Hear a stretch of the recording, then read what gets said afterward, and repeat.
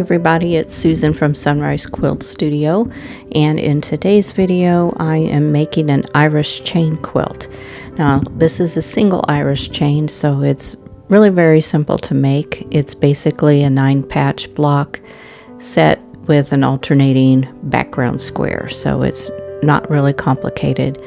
I'm making this one with 6-inch blocks, and it's going to have an inner and an outer border.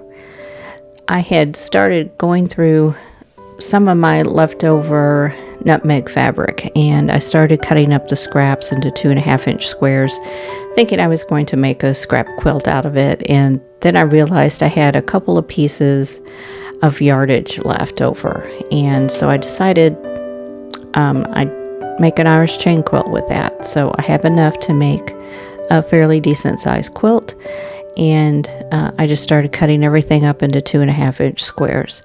And right now in this shot you can see that I am piecing all of these 2.5-inch squares with a print and a background, sewing those together. Now you can make an Irish chain with strip piecing instead of cutting them into 2.5-inch squares, but I had already started cutting things up before it dawned on me that it might be simpler to do strip piecing for this quilt, but you can do it either way. And I am just using my regular 1/4-inch seam allowance. I'm using all-purpose thread, and I do have a modern 1/4-inch piecing foot on my vintage sewing machine here. So I just turned on a nature video and just started sewing. Now this top took me just a little over a day. I spent most of a Saturday and then a couple hours on a Sunday to finish this top, so it did go pretty fast. Now the fabrics that I'm using, there are 2 different prints. They're both blue, but one is a darker blue than the other, and I made 2 different blocks. I used all of the darks in one and all the lights in the other. I did not mix these up, so that kind of gave me more of a controlled pattern for the quilt top when I started piecing everything into rows. And then I just started, after I pressed everything, then I started sewing them into blocks. So this also went really fast, and I put on another documentary and just kept on sewing.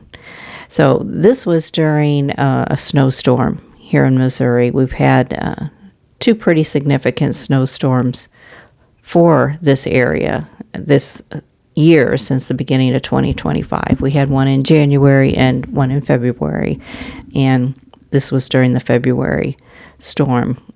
This storm was not quite as bad as the first one, but it was still a pretty heavy snow for us. I think we got about 6 inches, and it was kind of a heavy snow, and it was extremely cold. It was down in the single digits, and the snow plows were working, but they were having trouble keeping up with the snow. So I had an extra day off, and so I spent most of the week on the days I was off working on quilting projects. Now this one came on a Saturday that I was working on it, but we were still pretty much snowed in. There wasn't a whole lot going on, and just spent all of my time quilting. So I have a couple of projects that I have gotten finished during snowstorms this year. And then once I had all the blocks sewn, I started sewing them to the alternate blocks. And I had everything all planned out as to how I wanted those blocks positioned with the different colors. And so I am following a diagram, as a color diagram from my EQ8 program, as to where I wanted those. So I just pieced everything together with those alternate blocks and kept track of the rows to make sure that I had them all in the correct order.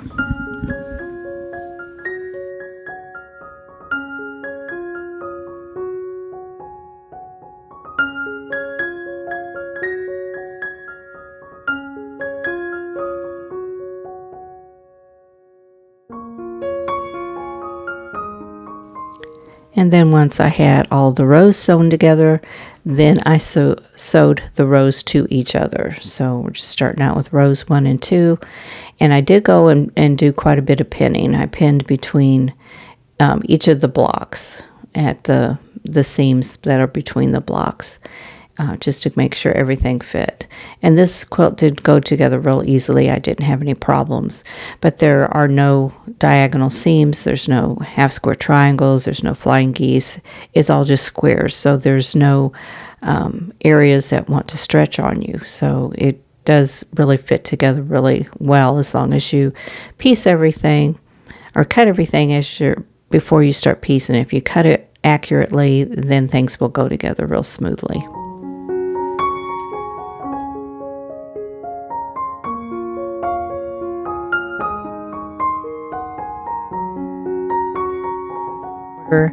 Is another nutmeg fabric, and it's a dark blue, and I went ahead and I pieced all of this together, and I just used the cream colored thread that I already had in the machine.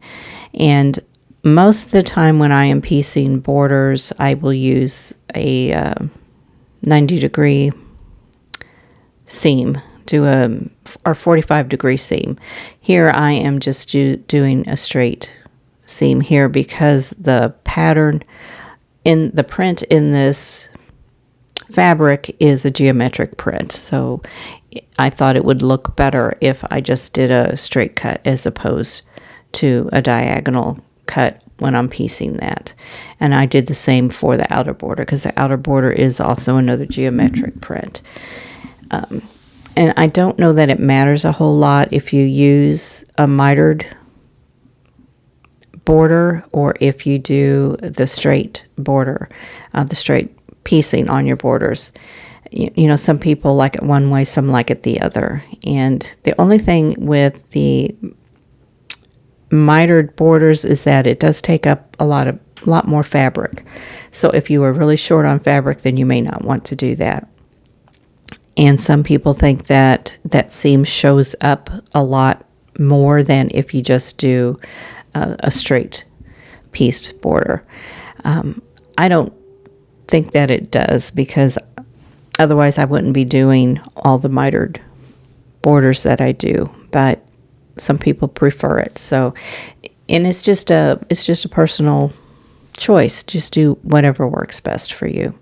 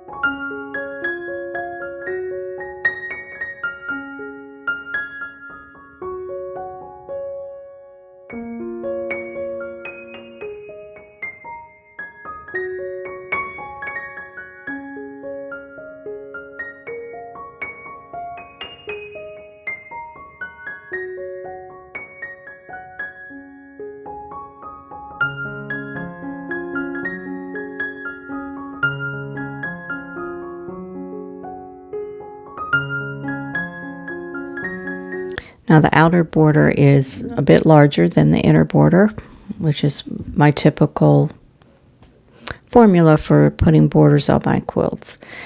And it's usually at least twice as big as my inner border and sometimes larger. But I am piecing this border like I did the inner border by just doing a straight seam on the piecing instead of doing a mitered border, because this is also a geometric print and I think it looks better that way.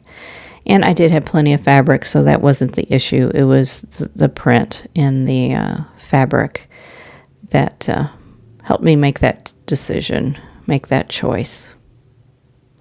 And I don't have these borders pinned. I usually will pin my borders on a quilt to because I cut them according to the width of the quilt, so that I make the quilt fit the borders, and that kind of eliminates wavy borders, which you may not notice if you don't do your own quilting on your quilt tops. But if you take them to a long armor and your borders are wavy, it can be difficult to quilt them, depending on what kind of quilting they're doing. If they're doing a custom, sometimes it's easier to work in that fullness, especially if they do the borders first, which is one of the things that I do when I'm doing a custom job on a long arm.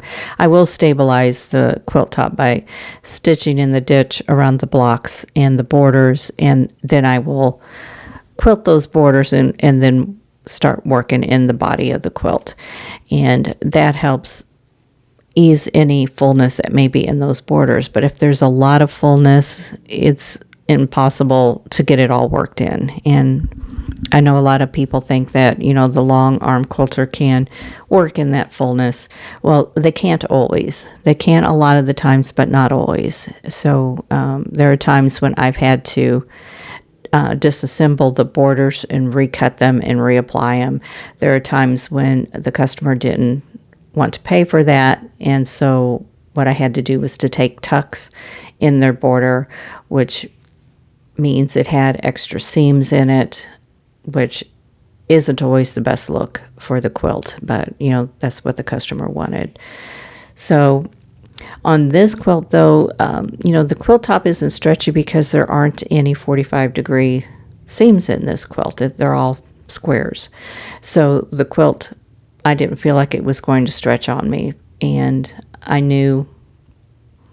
had marked where the border should end on the quilt. So everything worked out fine, and I didn't have any problems with that. And the quilt lays nice and flat, and I think it'll be easy to long arm quilt. So that is about the end of the video here. So I hope you enjoyed this. I know this is different than what I usually show, but it's just a 9-patch block, which I'm sure you all know how to do. So I thought I would just do a little bit different type of a video this time. So I hope you enjoyed it.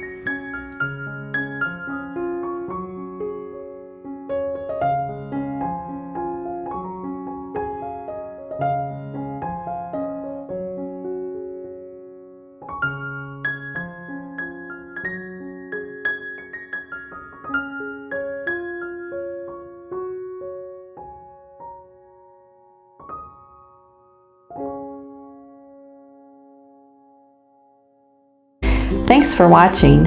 For more quilting ideas, click on the video links. And to keep up with my latest projects, click on the subscribe button. I hope to see you again soon.